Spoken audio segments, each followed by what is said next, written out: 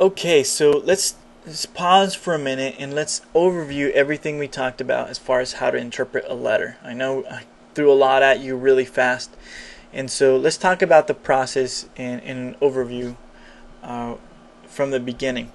Now, the first thing we did is we talked about the preliminary reading. So we chose our passage, and I recommend you only read letters as an entire letter. Don't study just a single passage. You got to know the whole thing. Otherwise, you'll take a section out of context.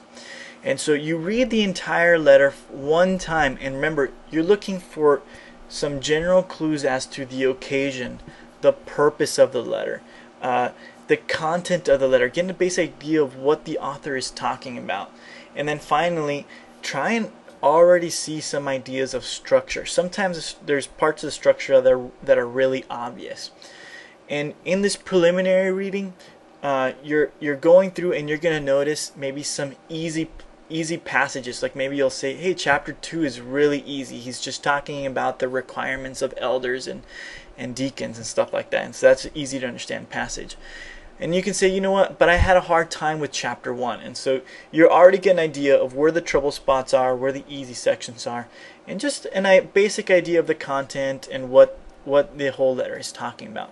That's the first thing you do, is a preliminary reading. The next thing is we broke out with our Word document, and we sat down and we went verse by verse through the entire letter. And we did say that was a bit tedious, but it's a part of being really careful with God's Word. We're not going to just be careless. We're going to think about it really carefully. So we sat down, we went word through word, and we looked at each thought and then just summarized it in bullet points. Then after we did a bullet point summary, we looked for sections of thought. We grouped subjects together and we gave them a title. So we said, verses 3 through 11 seem to be talking about one thing, so we titled it, and then we started breaking off these sections into titles, and really what we were doing is creating some kind of a preliminary outline. Now, the next step after that, what you want to do is take your preliminary outline, and put this our scriptures aside for a second, and we want to compare it to other scholars' ideas of how they break up the text.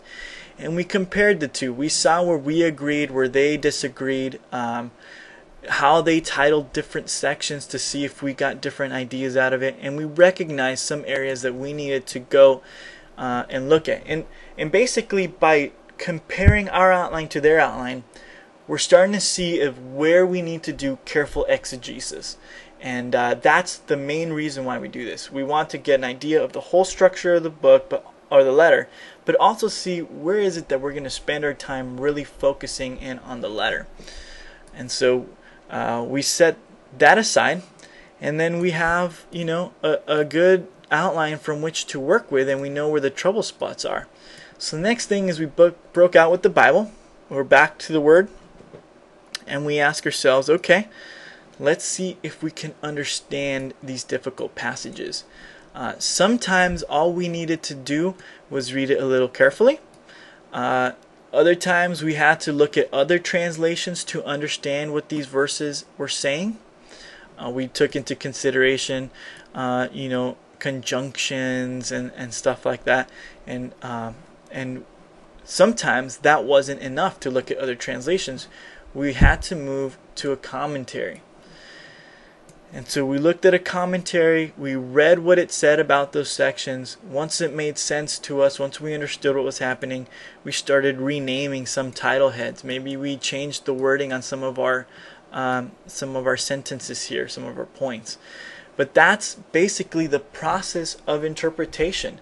You start off getting all the content, you look for some structure. Then you go to your ringers, your experts, and you ask them how did they outline, and then you kind of feed off of them.